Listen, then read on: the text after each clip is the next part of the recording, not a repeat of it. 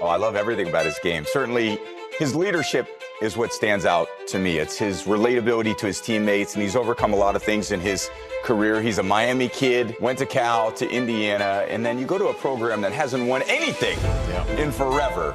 And what he's done this season was so impressive. I'm getting real pushback on Fernando Mendoza as an A quarterback prospect. The last time I got this much pushback on a quarterback I love, maybe you've heard of him, Sam Darnold.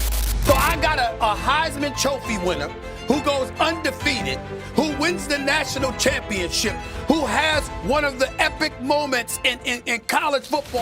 This is not the story of a five-star recruit. This is not the story of the quarterback everyone saw coming. This is the story of a kid from Miami who was ranked 134th at his position, who almost went to Yale, who spent years at Cal fighting for a starting job before the world finally noticed. And then in 2025, he did something nobody in 130 years of college football had done. He went 16-0, won the Heisman Trophy, beat Ohio State in the Big Ten Championship, and brought Indiana its first national championship in school history. His name is Fernando Mendoza, and in a few weeks, the Las Vegas will likely make him the first pick in the NFL draft. Before we talk about his achievements, let's go back to his early days. Fernando Gabriel Mendoza V was born on October 1st, 2003 in Boston, but his story begins in Cuba. All four grandparents immigrated to the United States in 1959 after the Cuban Revolution, leaving everything behind to start over in Miami. That sacrifice became the foundation of everything Fernando would become. Mommy, this is your trophy as much as it is mine. You've always been my biggest fan. You're my light, you're my why, you're my biggest supporter. Your sacrifices, courage, love, those have been my first playbook and the playbook that I'm gonna carry through my side through my entire life. You taught me that toughness doesn't need to be loud. It can be quiet and strong. It's choosing hope. It's believing in yourself when the world doesn't give you much reason to. Together, you and I are rewriting what people think is possible. When Fernando was young, his mother was diagnosed with multiple sclerosis. She hid it from her sons for years. In a letter before the Heisman ceremony, she wrote, "You've made me feel seen." That is really heartwarming and such an emotional moment for Fernando. Fernando and his brother Alberto have raised over $125,000 for MS research. Watching his mother fight taught Fernando why he plays. We play football, not for ourselves. One of our whys is our mom. Another is our entire family. Christopher Columbus High School was his school in Miami. Over 2 seasons, he threw for 1,396 yards and 16 touchdowns. His team went 11-3. However, when college recruitment came, the offers did not flood in. He was ranked 134th among quarterbacks in the class of 2022. By signing day, he had one late offer from California and a backup plan to attend Yale. He chose California. However, Fernando redshirted in 2022.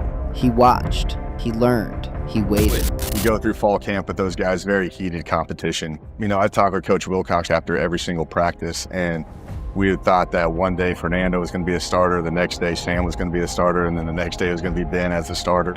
In week 6 of the 2023 season, he finally got his shot. Against Oregon State, he completed 21 of 32 passes for 207 yards and 2 touchdowns. A week later, he threw for 149 yards and 2 more touchdowns against Utah. He was named the starter. In 8 starts as a redshirt freshman, he completed 63% of his passes for 1,708 yards and 14 touchdowns. It was not flashy, but it was a start. In 2024, Fernando had his breakout year at Cal. He threw for 3,004 yards and 15 touchdowns. He was named ACC Quarterback of the Week multiple times. But Cal finished with a losing record, and Fernando knew he needed a change. On December 11th, 2024, he entered the transfer portal. 12 days later, he announced his decision. Indiana. His younger brother Alberto was already there as the backup quarterback. Head coach Curt Cignetti was building something special, and Fernando wanted to be part of it. The 2025 season opener, 18 of 31 passing, 193 yards, average. Then he exploded. 4 touchdowns against Kennesaw State, 5 touchdowns on 19 of 20 passing against Indiana State before sitting out the second half of a 73-0 blowout. 5 more against Illinois on 21 of 23. The wins piled up. The country started paying attention. Well, there's a lot of things that stand out, Hakeem. I mean, first of all, it's his poise under pressure. And we saw that at Penn State. We saw that atmosphere. We saw the 2-minute drive that he had to orchestrate to come back and win that football game. But he's just been phenomenal all season long. I said this the other day. Fernando Mendoza has played at a higher level than any other player in college football all season long. But the defining moment came at Penn State in late October. Trailing 24-20 with 1 minute 51 seconds left in the fourth quarter, Fernando led an 80-yard drive in 10 plays. The final play? A dart to Omar Cooper Jr. in the back corner of the end zone, with defenders draped all over him. Indiana won 27-24. The Heisman moment was born. From there, Indiana never lost. They steamrolled through the rest of the season, won the Big Ten championship, and claimed the #1 seed in the college football playoff. On December 13, 2025, Fernando Mendoza became Indiana's first Heisman Trophy winner. He received 2,362 points and 643 first-place votes. He was named on 95.16% of all ballots, tied for second highest in award history. In his acceptance speech, he spoke in English and Spanish, honoring his Cuban family. Welcome to Miami and the College Football Playoff National Championship. January 19th, 2026. Hard Rock Stadium in Miami. The national championship was a homecoming. Indiana wasn't playing just anyone. They were facing the Miami Hurricanes, the team Fernando grew up rooting for. In a physical, blood-on-the-jersey game, the defining moment came with 9:18 left. On 4th and 4, Mendoza took a quarterback draw 12 yards, spinning and diving into the end zone. Indiana won 27-21. They finished 16-0, matching a win total last achieved by Yale in 1894. Fernando became the 18th player to win the Heisman and the national title in the same year. February 2026. Indianapolis. Fernando Mendoza walked into Lucas Oil Stadium as the projected #1 pick, and he made a decision only someone with complete confidence could make. On the Pat McAfee show, he announced he would not participate in on-field drills, just interviews, measurements, and film. I want to make sure I give my guys the best chance, so I want to throw up pro day with my guys, with my running backs, and be there with the boys. The combine, I don't think throwing is going to be a priority, just because it's such a quick turnaround.